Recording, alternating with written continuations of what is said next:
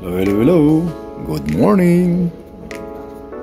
So, pinahiram kami ng aming supplier ng isang matindi-tinding access point. So, makikita nyo naman, Raucos yan.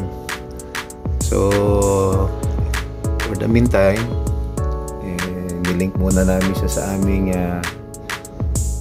PLDT para mas maraming makakonect. So, base daw sa datasheet niya up to 512 users. So itong Raucos access point na to is gagamitin namin ito sa mga guest room sa hotel. So isa sa pinakahalimaw tong Raucos access point. So walang binatbat yung aking pipiling EAP110 dito, panis. So yun lang, short video.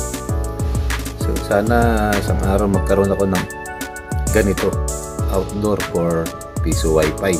Sigurado walang bitin yung mga kliyente natin dito. So yan,